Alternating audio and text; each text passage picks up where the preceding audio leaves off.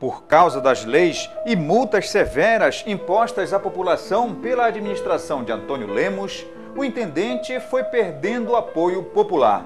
Além das rigorosas leis, Antônio Lemos também era criticado por urbanizar só o centro de Belém, sem dar atenção aos bairros da periferia, começando a sofrer pressão do jornal adversário, a Folha do Norte. Eu acho que o Lemos tem várias facetas, como todas as pessoas, e principalmente com os políticos, né? Tem pessoas que acham que o Lemos fez, por exemplo, se considerarmos que ele tirou a população pobre do centro, a gente pode considerar que ele tenha sido um algoz da população pobre, né?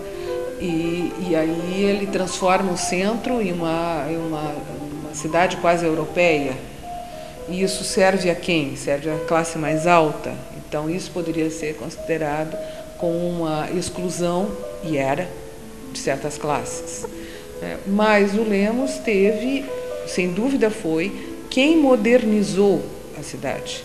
A população reclamava que a energia não chegava na periferia, que o telefone só funcionava no centro. Ele era um sujeito profundamente elitizado. Ele tinha uma visão de que certas partes da cidade eram as áreas que precisavam ser primeiramente dotadas desse bem público. Porque ele mesmo dizia que as pessoas que moravam na periferia vinham para esse centro para também usufruir dessas benesses. Então, a população frequentava também isso. Por disputa política, Lemos deixou a intendência municipal no ano de 1911, pressionado por seus adversários lauristas, adeptos de Lauro Sodré. Ele foi um grande administrador com uma grande perspectiva e foi vítima das facções políticas, né? Do facciosismo político.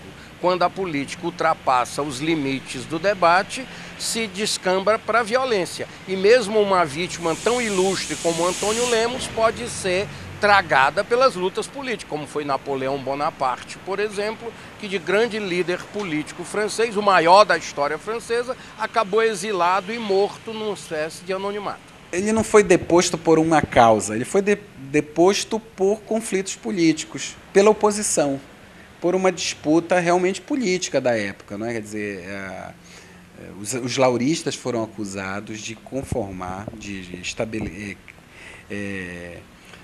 articularem uma rebelião contra ele. A partir de 1910, há uma franca decadência da borracha, né? E aí, muitas dívidas ficaram.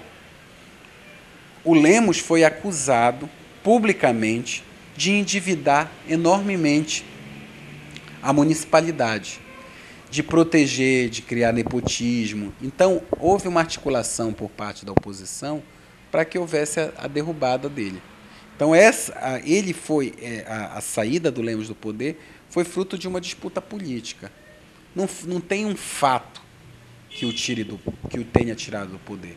Antônio Lemos ainda tentou retornar à vida política, mas foi pressionado pelos seus adversários e pela Folha do Norte.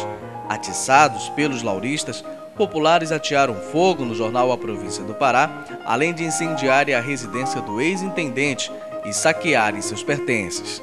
Foi, na época, apontado por um certo grupo político como vilão, tanto que a saída dele ele foi escorraçado do poder. Houve uma espécie de rebelião popular. Existem muitas teses que a população foi manipulada pela oposição a ele, pelos lauristas, os conflitos. Um político que é exaltado no ano seguinte ele pode ser trucidado, dependendo dos acordos políticos, enfim. Então o Lemos passou por isso, por um momento de extrema glória e por uma decadência no final do governo. Nos anos de 1912, 1913, que foi quando ele morreu, foram muito difíceis para ele. O homem que transformou a cidade de Belém, vestindo apenas pijama, foi humilhado e arrastado pelas ruas. Depois de um ano exilado no Rio de Janeiro, Antônio Lemos viria a falecer. Tristemente, ele sai de Belém escorraçado, o seu jornal A Província do Pará incendiado, sua casa depedrada, e ele é obrigado a quase sair fugido para ir se exilar no Rio de Janeiro. Ele é um maranhense de nascimento e que marcou a história de Belém. Você só compreende a formação urbanística de Belém se você entender todo o traçado feito por Antônio Lemos, sobretudo no Marco da Légua, no bairro da Pedreira e no que ele estruturou a cidade no seu centro. Agora, ele era um líder carismático e que polarizou. Inclusive, eu diria que ele criou a polarização individual, das lideranças individuais na política paraense.